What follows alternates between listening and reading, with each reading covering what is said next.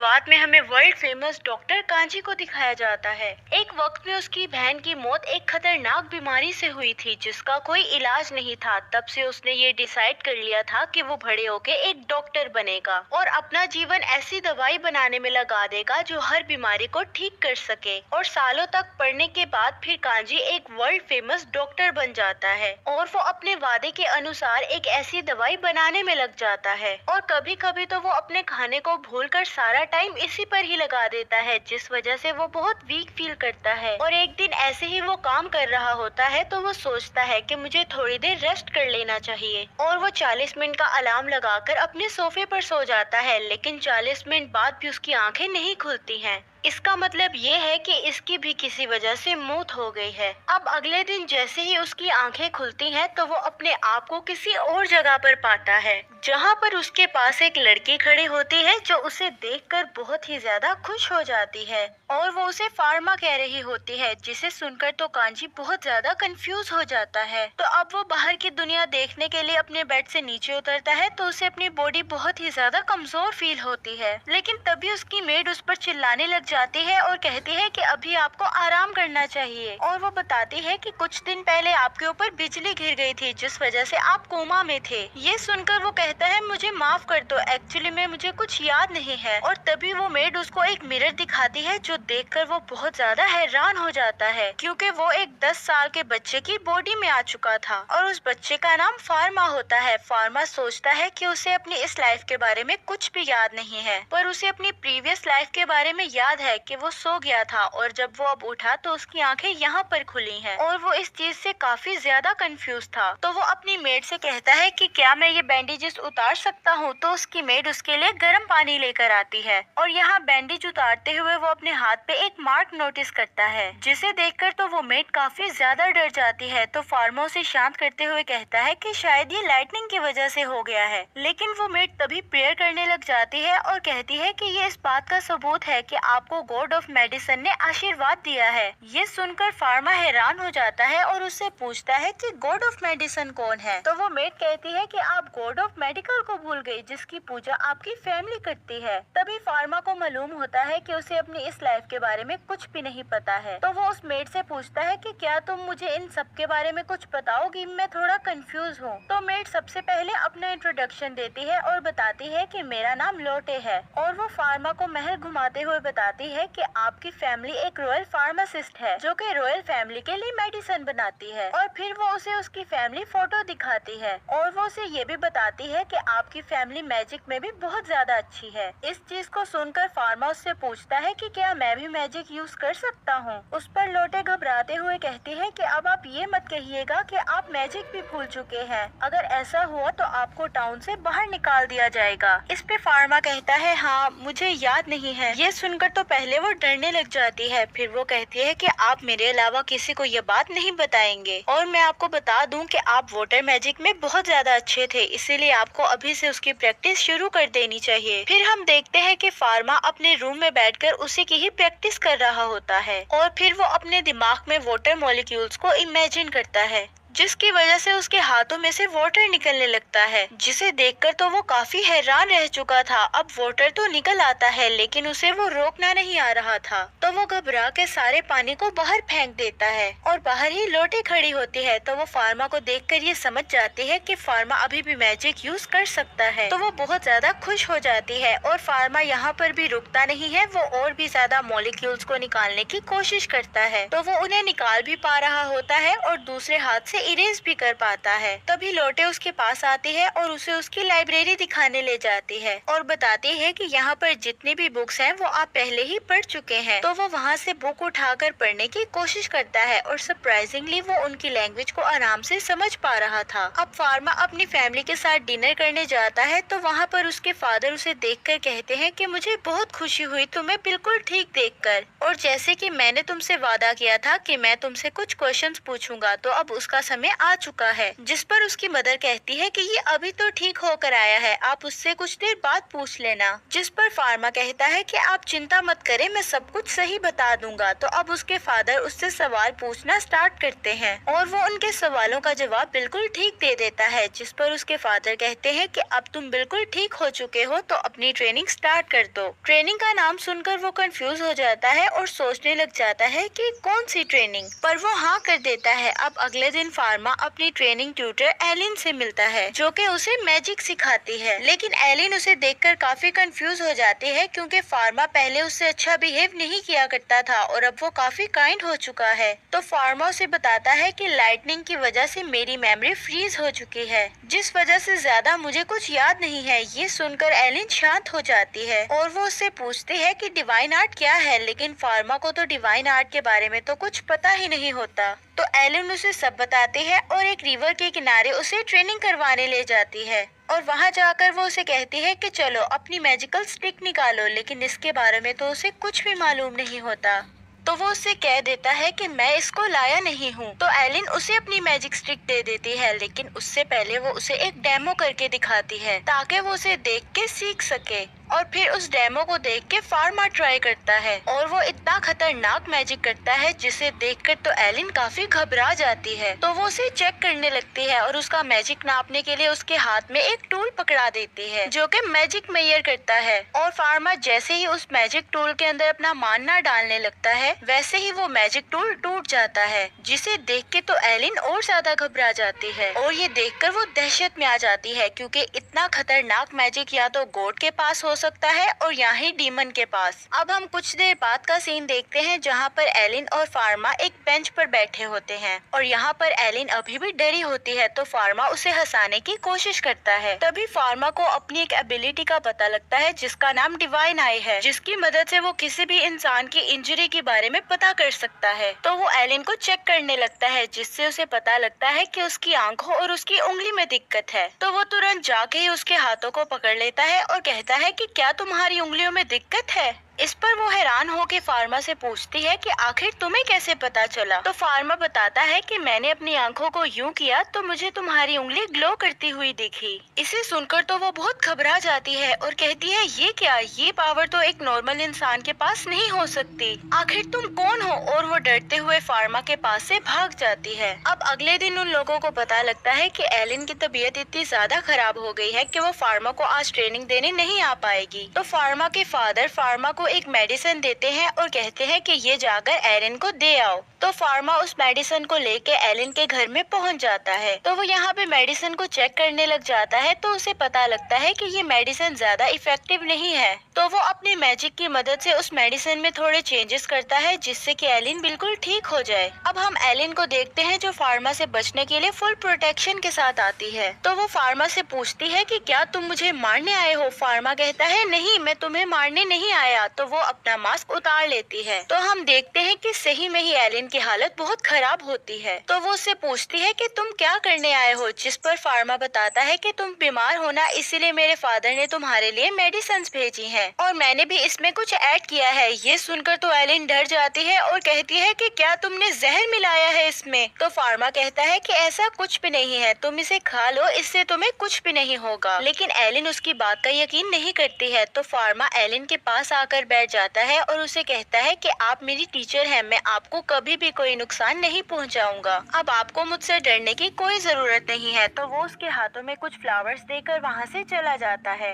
और उसकी इन बातों का एलिन पर असर हो जाता है। तो वो उसको ट्रेन करने के लिए दोबारा से रेडी हो जाती है। अब अगले दिन हम फार्मा को देखते हैं, जो अपने ट्रेनिंग ग्राउंड में आया होता है और वहाँ पर एलिन भी आ जाती है और उसने अभी भी अपना आर्मर पहना हुआ था। तो वो उससे कहती है कि मुझे अभी भी तुम पर ट्रस्ट है, लेकिन जो तुम्हारा मैजिक है वो बहुत ज्यादा ताकतवर है, वो मुझे भी नुकसान पहुंचा सकता है, इसीलिए मैंने ये पहना हुआ है। और वो उसे थैंक यू भी कहती है, क्योंकि जो उसने मेडिसिन दी थी वो उस पर काम कर गई। अब वो लोग ट्रेनिंग स्टार्ट करते हैं, जहाँ पर वो फार्मा की इनक्रेडिबल ट्रिक को देखकर बहुत ज्यादा हैरान रह जाती है। अब फार्मा ट्रेनिंग करने के बाद घर आ जाता है और वो वहाँ पर बैठकर अपने सर्वेंट की इंजरी को देख रहा होता है। तभी वहाँ से लोटे गुजरती है, तो वो उसे भी स्कैन करता है। तो उसे पता चलता है कि लोटे के हाथों में तो बहुत ही ज्यादा प्रॉब्लम है। तो वो डिसाइड करता है कि वो उन सारे सर्वेंट्स के लिए भी मेडिसिन बनाएगा और वो अपनी लैब में जाकर अपने मैजिक से उन लोगों के लिए मेडिसिन बनाने लग जाता है। कुछ देर की मेहनत के बाद वो मेडिसिन बना लेता है और उसे लेकर लोटे के पास चला जाता है और वो उन मेडिसिन को उसे देता है। पहले वो देखकर तो काफी इमोशनल हो जाती है, फिर वो खुशी से उसे थैंक यू बोलती है। फिर फार्मा उस मेडिसिन को और भी सर्वेंट्स में बांट देता है, जिसे पाकर उन सबको बहुत ज्यादा अच्छा लगता है। अब लोटे फार्मा से कहती है कि ये सब लोग कितने लकी हैं कि इन्हें एक रॉयल फार्मासिस्ट से दवाइयाँ मिल रही हैं। पर दुनिया में कुछ ऐसे भी लोग हैं जिन्हें दवाइयाँ नसीब ही नहीं होती हैं और वो लोग लाचारी के कारण मारे जाते हैं। ये बातें फार्मा के दिल पर जाकर लगती हैं, तो वो डिसाइड करता है कि वो एक ऐसी दुनिया बनाएगा जहाँ कोई भी इंसान दवाइयों की कमी से नहीं मरेगा। अब नेक्स्ट डे फार्मा अपनी फैमिली के साथ खाना खाने बैठता है, तो वो देखता है कि उसकी बहन डाइनिंग टेबल पर मिसिंग है। तो वो अपने फादर से पूछता है कि सिस्टर कहाँ पर है, जिस पर उसके फादर बताते हैं कि तुम्हारी बहन को चिकन पॉक्स निकले हैं, जिसकी वजह से उसको क्वारंटीन कर दिया गया है और हम लोग वहाँ पर नहीं जा सकते हैं क्योंकि वो बीमारी बहुत तेजी से फैलती है। तो फार्मा सोचता है कि अरे चिकन पॉक्स यहाँ पर भी होता है, तो इसका इलाज तो मेरे पास है। तो वो अपनी बहन के लिए एक मेडिसिन बनाने लगता है अपनी पास्ट मेमोरी की नॉलेज की मदद से और वो अपनी बहन के खाने में वो दवाई मिलाकर उसके रूम में पहुँच जाता है। उसकी बहन उसे देखकर कहती है कि फादर ने तो मना किया है कि मेरे पास कोई भी नहीं आ सकता, तो आप यहाँ पर क्या कर रहे हैं? जिस पर फार्मा कहता है कि ये एक सीक्रेट है, तुम इसके बारे में किसी को भी नहीं बताओगी, और वो फिर उसको खाना खिलाने लग जाता है। कुछ हफ्तों बाद हम देखते हैं कि उसकी बहन उसकी दवाई से ठीक हो जाती है। अब फार्मा अपनी लैब में जाके मिनी माइक्रोस्कोप बनाता है क्योंकि वो हर वक्त अपनी फिंगर को स्क्रॉल करके डिवाइन आई का यूज नहीं कर सकता। तो तभी उसके लैब में एक बंदा आता है और आकर कहता है कि आपके फादर आपको बुला रहे हैं। तो वो जैसे ही अपने फादर के पास आता है तो उसके फादर कहते हैं कि अपना बैग पैक कर लो, हमने रॉयल किंगडम जाना है। अब हमें अगले दिन का सीन दिखाया जाता है जहाँ पर वो लोग रॉयल किंगडम पहुँच चुके थे और वहाँ हमें प्रिंसेस को भी दिखाया जाता है जिनकी तबीयत बहुत ज्यादा खराब थी और उसकी तबीयत इतनी खराब है कि वो मरने की हालत में पहुँच चुकी है और इसी वजह से दुनिया के सबसे बेस्ट फार्मासिस्ट उनका चेकअप करने आए हैं। और अब वो फार्मासिस्ट जैसे ही बारी बारी प्रिंसेस का जाकर चेकअप करते हैं तो वो सब काफी कंफ्यूज हो जाते हैं क्योंकि प्रिंसेस की बीमारी इतनी कॉम्प्लिकेटेड होती है कि वो सब अपने हाथ खड़े कर देते हैं कि हमसे ये काम नहीं हो पाएगा। और उनमें फार्मा के फादर भी होते हैं जो इनकार कर देते हैं कि हम इनका इलाज नहीं कर पाएंगे। ये देखकर फार्मा कहता है कि ऐसी कौन सी बीमारी है जिसका इलाज कोई कर ही नहीं पा रहा है। तो वो अपनी डिवाइन आई का यूज करके पता लगाता है कि प्रिंसेस को ट्यूबरक्लोसिस की बीमारी है और इस बीमारी में तो इंसान पर कोई दवाई काम ही नहीं करती है और इस पेशेंट को सिर्फ इंजेक्शन देकर ही बचाया जा सकता है। लेकिन इस दुनिया में तो इंजेक्शन एग्जिस्ट ही नहीं करते, तो फिर आखिर इसे बचाएं कैसे? वो इतना सोच ही रहा होता है कि तभी क्वीन के बच्चे उसके पास रोते हुए आते हैं और कहते हैं कि मोम आप हमें छोड़कर नहीं जा सकती। ये देखकर फार्मा अपना कंट्रोल खो देता है और वो क्वीन के पास जाकर कहता है कि क्या मैं आपका इलाज कर सकता हूँ, क्योंकि मेरे पास एक ऐसी दवाई है जो आपको ठीक कर सकती है। ये सुनकर वो सब लोग काफी हैरान हो जाते हैं और उसे कहते हैं ए लड़के, क्वीन को परेशान मत करो। यही बात उसके फादर भी उसे कहते हैं कोई ऐसी हरकत मत करो कि क्वीन को परेशानी झेलनी पड़े। तभी क्वीन फार्मा से कहती है कि मैं तुम्हें इजाजत देती हूँ कि तुम मेरा इलाज कर सकते हो क्योंकि इन लोगों ने तो अपने हाथ खड़े कर दिए हैं, लेकिन मेरी आखिरी उम्मीद तुम ही हो। ये सुनने के बाद फार्मा डायरेक्ट अपनी लैब में पहुँच जाता है और दरवाजे को आइस से बंद कर देता है ताकि कोई अंदर न आ सके और अब वो मेडिसिन बनाना शुरू कर देता है। तभी फार्मा के फादर बाहर आकर उसे कहते हैं फार्मा, तुम्हें पता है ना कि तुम क्या कर रहे हो और अगर कुछ उल्टा सीधा हुआ तो तुम्हारे साथ बहुत बुरा हो सकता है। लेकिन फार्मा अपने फादर की बातों पर ध्यान नहीं देता, तो फार्मा के फादर फार्मा को रोकने के लिए उस पर आइस मैजिक से अटैक कर देते हैं, जिससे बचने के लिए फार्मा शील्ड लगाकर उसे कैंसिल कर देता है और वो अपने आसपास एक आइस बैरियर खड़ा कर देता है और उसके फादर ये देखकर काफी हैरान हो जाते हैं कि इसने अपनी मैजिक स्टिक के बगैर मैजिक का इस्तेमाल कैसे किया। तो वो उससे पूछते हैं कि तुम कौन हो, क्योंकि उनको फार्मा पर शक होने लग गया था। तभी उनकी नजर फार्मा की रिसर्च डायरी पर पड़ती है, तो वो उसे खोलकर पढ़ने लगते हैं और उससे पूछते हैं कि आखिर ये सब क्या है। तो फार्मा बताता है कि ये नई मेडिसिन के फॉर्मूला है, क्योंकि जब मैं कोमा में था तो मुझे इन सब के सपने आया करते थे और मैंने इन्हें याद कर लिया। ये सब सुन के उसके फादर कहते हैं अच्छा तो ये बात है। तो उसके फादर कहते हैं कि मैंने तुम्हारे शोल्डर पर देखा तो मुझे पता लग गया कि तुम्हें गॉड ऑफ मेडिसिन का आशीर्वाद मिला है, इसीलिए तुम्हें ये सपने आ रहे हैं। ठीक है, मुझे तुम पर भरोसा है, तुम करो अपना काम। और ये कहकर वो वहाँ से चले जाते हैं। अब फार्मा मेडिसिन बनाना स्टार्ट कर देता है और अगले दिन वो उस मेडिसिन को लेकर रॉयल किंगडम में पहुँच जाता है। यहाँ पर वो प्रिंसेस को दवाई देने से पहले उन्हें बताता है कि आपकी जो बीमारी है वो इन्फेक्शन की वजह से हुई है, जिसकी वजह से आपको ये दवा 1 या 2 साल के लिए लेनी पड़ सकती है, इसीलिए आपको तैयार रहना पड़ेगा। और अब वो उनका ब्लड सैंपल लेकर अपने माइक्रोस्कोप से उनको बैक्टीरिया दिखाता है, जिसे देखकर वो काफी हैरान हो जाती है। अब फार्मा 2 मेडिसिन के ग्लास तैयार करता है और वो ग्लास एक खुद पीता है और एक क्वीन को पिलाता है और कहता है कि अब हम दोनों की किस्मत इस मेडिसिन पर टिकी हुई है, लेकिन इन दोनों में से किसी को कुछ भी नहीं होता। और थोड़ी देर बाद क्वीन अपने आप को बहुत बेहतर फील करने लगती है, जिसे देखकर सारे फार्मासिस्ट फार्मा की तारीफ करने लग जाते हैं। और अब फार्मा अपने फादर के साथ मेंशन में वापस आ जाता है। अब हमें 3 महीने के बाद का सीन दिखाया जाता है, जहाँ पर फार्मा क्वीन को चेकअप करने के लिए आया होता है। तो वो उन्हें बताता है कि अब आप धीरे धीरे करके ठीक हो रही हैं। तो क्वीन उसे कहती है कि मैंने तो जीने की उम्मीद ही छोड़ दी थी, मुझे तो ऐसा लग रहा था कि मैं मरने वाली हूँ और एक पर्सन की वजह से ही मैं बच पाई हूँ, और वो मेरा बेटा है जिसने मुझे जीने की दोबारा किरण दिखाई। अब फार्मा बहुत खुश होता है और वहाँ से जाते हुए कहता है कि अपना ख्याल रखिएगा, मैं चलता हूँ। अब हमें अगले दिन का सीन दिखाया जाता है, जहाँ पर फार्मा और फार्मा के फादर अच्छे खासे कपड़े पहनकर रॉयल किंगडम में आए होते हैं, क्योंकि आज उन्हें क्वीन द्वारा रिस्पेक्ट दी जाने वाली होती है। और यहाँ पर पहले बारी आती है फार्मा के फादर की, और क्वीन अपने थ्रोन के सामने खड़ी होकर फार्मा के फादर को रिस्पेक्ट देती है। फिर बारी आती है फार्मा की, जहाँ पर उसे रिस्पेक्ट भी मिलती है और साथ ही में रॉयल फार्मासिस्ट का टैग भी मिलता है। और अब क्वीन उसे कहती है कि तुम अपनी रॉयल कैपिटल में कहीं भी फार्मेसी खोल सकते हो। और ये सुनकर तो फार्मा को बहुत खुशी हो रही होती है, क्योंकि उसका सपना जो पूरा हो रहा होता है।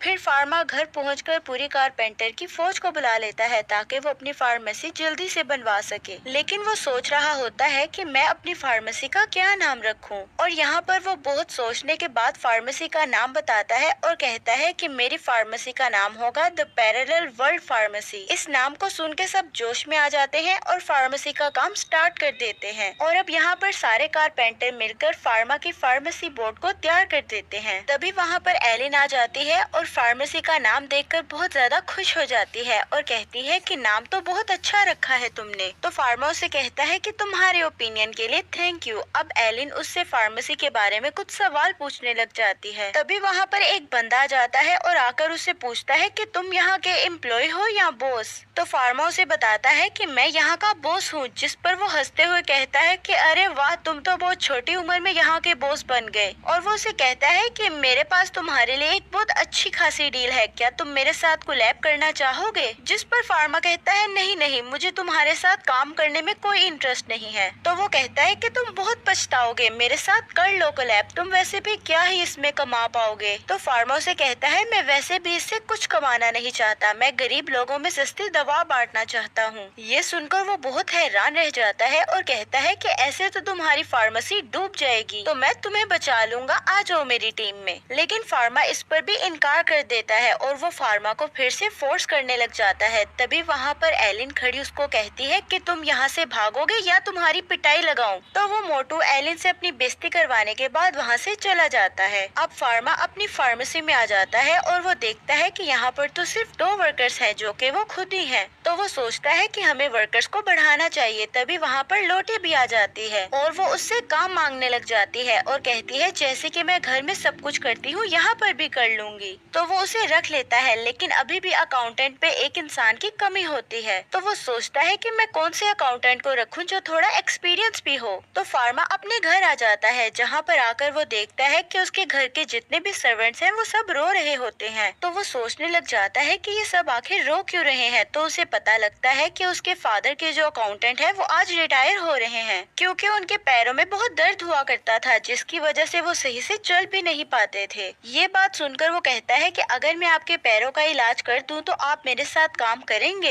जिस पर वो मान जाते हैं। तो वो सबसे पहले अपने फादर से परमिशन लेने जाता है और कहता है कि आज जो आपके पास से अकाउंटेंट रिटायर हुआ है, क्या मैं उसे अपनी फार्मेसी में जॉब दे सकता हूँ। तो इस बात पर उसके फादर मान जाते हैं और उसे सोने से भरा हुआ सिक्कों का बक्सा भी देते हैं ताकि वो अपनी फार्मेसी को और भी बेहतर कर पाए। और फिर अगले दिन फार्मा अपनी फार्मेसी की ग्रैंड ओपनिंग कर देता है। और अब जरूरी तो नहीं है कि आपने नया नया बिजनेस खोला हो और उसमें तुरंत ही कस्टमर आ जाए। और वैसा ही इन्हीं के साथ होता है। पूरा महीना इनकी फार्मेसी को बीत जाता है लेकिन एक भी कस्टमर नहीं आता, सिवाय एक बूढ़े आदमी के जो वहाँ पर सिर्फ टॉफी खरीदने आता था, जिस वजह से फार्मा बहुत ज्यादा परेशान होता है। तो उसके माता पिता अपना फेस बदलकर उसके फार्मेसी में आते हैं, लेकिन फार्मा उन्हें आसानी से पहचान लेता है। तो फार्मा उन्हें अंदर लेकर आता है और बताता है कि मेरी फार्मेसी बिल्कुल भी नहीं चल रही। ये बात सुनकर उसके फादर उसे कहते हैं कि क्या तुम मुझे अपनी फार्मेसी दिखा सकते हो। तो फार्मा उन्हें अपनी फार्मेसी दिखाने लग जाता है। सबसे पहले उन्हें मेडिसिन रूम दिखाता है जहाँ पर बहुत सारी मेडिसिन पड़ी होती है। फिर वो उन्हें पेशेंट्स के बनाए हुए बेडरूम्स को भी दिखाता है। फिर वो अपने फादर से कहता है कि क्या आपको यहाँ पर कोई कमी दिखी, जिस पर उसके फादर कहते हैं कि यहाँ तो सब बढ़िया है, कोई कमी नहीं दिख रही मुझे। तो फार्मा की मॉम उसे सजेशन देती है कि तुम्हें मेडिसिन के साथ साथ ब्यूटी प्रोडक्ट भी सेल करनी चाहिए जो कि कम कीमत में हो और उनकी क्वालिटी भी बहुत अच्छी हो। तो फार्मा को अपनी मॉम का ये सजेशन बहुत अच्छा लगता है। तो उसके फादर कहते हैं कि अगर तुम इस तरह की प्रोडक्ट्स बनाओगे तो उसमें किसी भी किस्म के केमिकल का इस्तेमाल मत करना, वरना ये स्किन डिजीज का कारण बन सकती है। अब इनके बीच में ये सब बातें चल ही रही होती हैं, तभी वहाँ पर एक बंदा बहुत ज्यादा घबराते हुए आता है और आकर फार्मा से कहता है कि क्या यहाँ पर कोई फार्मासिस्ट है, एक लड़की की हालत बहुत ज्यादा खराब है। तो ये सुनने के बाद फार्मा उस लड़की के साथ जाता है, जहाँ पर हम देखते हैं कि वाकई ही में उस लड़की की हालत बहुत ज्यादा खराब होती है। तो वो अपनी डिवाइन आई का यूज करके पता लगाता है कि उसके हाथ में बहुत ज्यादा कट लगे हुए हैं, जिसकी वजह से उसका हैवी ब्लड लॉस हो गया है और उसकी ये हालत हो गई है। तो फार्मा उसे अपनी फार्मेसी में ले आता है और उसका इलाज करने के बाद पूछता है कि आखिर तुमने अपने हाथों पर कट क्यों लगाए। तो लड़की कहती है कि मुझे मेरे क्रश ने रिजेक्ट कर दिया, इसीलिए मैंने कट लगाए। तो वो रोने लग जाती है और उन सबसे माफी मांगते हुए कहती है कि मेरी वजह से आपको बहुत सी प्रॉब्लम को फेस करना पड़ा। जिस पर एलिन उसे कहती है कोई बात नहीं, लेकिन आइंदा से तुम दोबारा ऐसी हरकत नहीं करोगी। अब हमें कुछ दिन बाद का सीन दिखाया जाता है जहाँ पर वो लड़की फिर से फार्मा के पास फार्मेसी में आती है और अब तो फार्मा ने अपनी ब्यूटी प्रोडक्ट्स भी रेडी कर दी होती हैं। तो वो उस लड़की को लगाने के लिए देता है, जिससे लगाकर उसे बहुत अच्छा लगता है। इधर हम लोटे को देखते हैं जो कुछ ब्यूटी प्रोडक्ट्स को लेडीज में बांट रही होती है, जिससे कि उसकी बहुत अच्छी मार्केटिंग भी हो जाती है और उसकी फार्मेसी में धीरे धीरे करके बहुत सारे लोग भी आने लग जाते हैं, क्योंकि फार्मा के प्रोडक्ट्स बहुत ज्यादा सस्ते भी होते हैं और अच्छे भी काफी थे। अब ब्यूटी प्रोडक्ट्स की ज्यादा डिमांड देखने के बाद वो एक ब्यूटी प्रोडक्ट की ब्रांच भी खोल लेता है, जहाँ पर वो बहुत सारे ब्यूटिशियंस को भी रखता है ताकि वो बहुत ज्यादा ब्यूटी प्रोडक्ट्स को बना सके। अब फार्मा की फार्मेसी भी चल पड़ती है और पूरे शहर में उसकी ब्यूटी प्रोडक्ट्स की चर्चा भी होने लग जाती है। तो यही चर्चा घूमते फिरते क्वीन के पास चली जाती है। तो क्वीन फार्मा को अपने पास बुलाती है उसकी ब्यूटी प्रोडक्ट्स चेक करने के लिए। तो फार्मा यहाँ पे सबसे पहले अपना लिप बाम देता है। तो वो उसे जैसे ही अपने होंठों पर लगाती है तो उन्हें अपने होंठ बहुत ज्यादा सुंदर लगने लग जाते हैं। इस वजह से क्वीन को फार्मा के प्रोडक्ट्स बहुत ज्यादा अच्छे लगने लगते हैं। तो फार्मा उन्हें अपने और भी ज्यादा प्रोडक्ट्स के बारे में बताता है। तो क्वीन उसे कहती है कि तुम्हें अपने प्रोडक्ट्स के दाम को बढ़ाना होगा, क्योंकि तुम्हारा प्रोडक्ट मार्केट में सबसे सस्ता बिकता है, जिस वजह से लोग दूसरी दुकानों में जाना पसंद ही नहीं करते और इसीलिए उनका बहुत नुकसान हो रहा है। और अगर ऐसे ही चलता रहा तो वो लोग एक दिन सड़क पर आ जाएंगे। क्वीन की ये बात सुनकर फार्मा को रियलाइज होता है कि वो गलत कर रहा है। तो फार्मा अपनी प्राइसेस बढ़ाने के लिए मान जाता है। इसके बाद हम फार्मा को बीच पर देखते हैं, जहाँ पर उसकी छोटी बहन और लोटे रेत से खेल रहे होते हैं और एलिन कहीं सो रही होती है। फार्मा को देखते ही उसकी छोटी बहन पानी में जाने की जिद करने लगती है, जिस बात पर वो उसे मना कर देता है और कहता है कि फादर ने पानी में जाने से मना किया है। लेकिन लोटे और छोटी बहन काफी ज्यादा जिद करने लग जाती है, जिस वजह से वो उन्हें रोक नहीं पाता और जाने की इजाजत दे देता है। तो फार्मा की छोटी बहन फार्मा को भी अपने साथ चलने को बोलती है, लेकिन वो उसे इनकार कर देता है। उसके मुँह से ये बात सुनकर फार्मा को अपनी छोटी बहन की याद आने लग जाती है। तो वो एक जगह पर बैठकर बहुत ज्यादा रोने लग जाता है। लेकिन तभी उसे आवाज आती है कि उसकी छोटी बहन पानी में डूब रही है। तो वो उसे बचाने के लिए जल्दी से आगे बढ़ता है, क्योंकि वो अपनी पहली बहन की तरह इसको भी नहीं खोना चाहता था। और अब वो जैसे ही आगे बढ़कर देखता है तो उसकी छोटी बहन पानी में डूबती चली जा रही होती है। वो उसे बचाने की कोशिश करता है, लेकिन वो उसे बचा नहीं पा रहा होता। तो वो एकदम बहुत जोर से चिल्लाता है, जिसकी वजह से उसकी बॉडी के अंदर से बहुत ज्यादा पावर रिलीज होने लगती है और वहाँ पर एक बहुत बड़ा गड्ढा हो जाता है, जहाँ पर पानी की एक बूंद भी नहीं होती। ये देखने के बाद तो फार्मा भी अपनी पावर से डरने लग जाता है और वहाँ पर खड़ी एलिन भी ये देखकर काफी हैरान हो चुकी थी, क्योंकि इस समय फार्मा ने नेगेटिव डिवाइन पावर का यूज किया था, जो कि सिर्फ एक डीमन ही कर सकता है। और अब फार्मा अपनी बहन को सही सलामत लेकर बाहर आ जाता है और वो सोचता है कि शायद उसे किसी ने ये करते हुए नहीं देखा, लेकिन वो इस बार गलत था। वहाँ पर खड़ा ये सब एक बंदा देख रहा होता है, तो वो जाकर होली ग्रुप के मेंबर को ये सब बता देता है। ये सुनने के बाद उन्हें लगता है कि शायद ये सब एक मॉन्स्टर का काम है, तो वो फार्मा पर नजर रखने के लिए 2 असैसिन को भेजते हैं। अब हम देखते हैं कि फार्मा अपनी फार्मेसी में वापस आ जाता है, जहाँ पर होली ग्रुप के 2 लोग उस पर नजर रखे होते हैं। और अब अगले दिन जैसे ही एक सिपाही ड्यूटी पर वापस आता है तो वही गेट खोलता है, तो तभी एक घोड़ा मिट्टी और कचरे के सामान को लेकर अंदर चला जाता है और वहाँ पर सारा गंद फैला देता है। और जब ये बात फार्मा के फादर को पता लगती है तो उन्हें लगता है कि शायद उनकी फैमिली को कोई टारगेट कर रहा है। अब फार्मा अगले दिन अपनी फार्मेसी में सफाई करने के लिए जाता है, तो उसके कुछ कस्टमर आते हैं अपने क्रू के साथ उसकी मदद करने के लिए, और इसी के साथ शहर के कुछ लोग भी आते हैं उसकी मदद करने के लिए। तो तभी उसके पास एक लड़की घबराते हुए आती है और कहती है कि मेरे फादर बेहोश हो गए हैं, चलिए मेरे साथ जल्दी से। तो फार्मा जल्दी से अपने वेपन्स उठाता है और उसकी मदद करने के लिए निकल जाता है। तो वो लड़की उसे एक सुनसान जंगल में लाकर खुद गायब हो जाती है। फार्मा यहाँ पर बहुत कंफ्यूज हो चुका था। तभी वहाँ पर कुछ बंदे जिन्होंने व्हाइट कलर के कपड़े पहने हुए थे वो फार्मा को चारों तरफ से घेर लेते हैं। तो यहाँ पर फार्मा को पता लगता है कि ये होली ग्रुप के बंदे हैं और जो इनका लीडर है उसका नाम सैलमन है, जो कि ये मानते हैं कि फार्मा के अंदर एक डीमन है और वो उसे खत्म करने आए हैं। और वो लोग ये करने की कोशिश भी करते हैं, लेकिन फार्मा उनके सारे अटैक्स को आसानी से ब्लॉक कर देता है। फार्मा तो बहुत ज्यादा ताकतवर है और वो इन्हें आसानी से हरा भी सकता है, लेकिन फार्मा इनके सामने कुछ करना नहीं चाहता, क्योंकि वो सोचता है कि ये खामखा मारे जाएंगे। तो फार्मा अपने आप को होल्ड बैक कर रहा होता है, लेकिन वो मान ही नहीं रहे होते, जिस वजह से फार्मा को अपनी पावर्स का एक नमूना दिखाना ही पड़ता है। तो तभी सैलमन फार्मा के हाथ में वो सिंबल देख लेता है, तो वो सभी लोगों से कहता है कि रुक जाओ, ये कोई मॉन्स्टर नहीं है बल्कि ये हमारा गॉड है। तो वो सब रुक के फार्मा से माफी मांगने लग जाते हैं, लेकिन लड़ाई के टाइम सैलमन काफी बुरी तरह से घायल हो चुका था। तो फार्मा कहता है कि तुम्हें ऐसे छोड़ा नहीं जा सकता, तुम्हें इन्फेक्शन हो सकता है और तुम मर भी सकते हो। तो सैलमन कहता है कि मैंने आप पर अटैक किया है, मेरी यही सजा है। फार्मा कहता है कि हमारे पास एक डॉक्टर है, मैं तुम्हें ऐसा कैसे छोड़ सकता हूँ, वो तुम्हारी सर्जरी जरूर करेगा। लेकिन यहाँ पर मसला ये है कि हमारा बंदा प्रीवियस लाइफ में एक मेडिकल साइंटिस्ट था, पर उसे सर्जरी करनी बिल्कुल भी नहीं आती थी और इस जगह पर तो कोई सर्जरी करने वाला है भी नहीं। इसीलिए वो डिसाइड करता है कि वो अपनी नॉलेज का यूज करके किसी भी तरह इसकी सर्जरी करेगा। तो वो वहीं पर ही इमरजेंसी टेंट लगाता है और सर्जरी स्टार्ट कर देता है। और वो लकी इतना होता है कि वो सर्जरी सक्सेसफुल हो जाती है और कुछ महीनों बाद सैलमन बिल्कुल ठीक हो जाता है। और ठीक होने के बाद होली ग्रुप वाले उसे प्रमोशन दे देते हैं। तो वो फिर फार्मा से फार्मेसी पर मिलने जाता है और उसे कहता है कि तुमने मेरी जान बचाई है, इसीलिए मैं तुम्हारे सीक्रेट को सीक्रेट ही रखूंगा।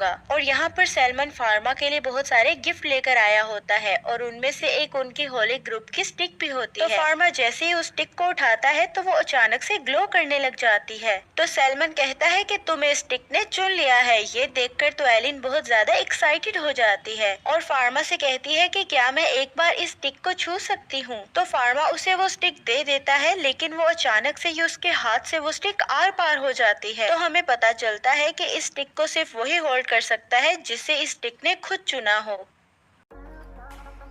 हेलो गाइस, आपको ये वीडियो कैसा लगा? अगर वीडियो अच्छा लगा तो वीडियो को लाइक एंड चैनल को सब्सक्राइब कर दीजिए। मिलते हैं कैसे नए वीडियो के साथ। Thanks for watching.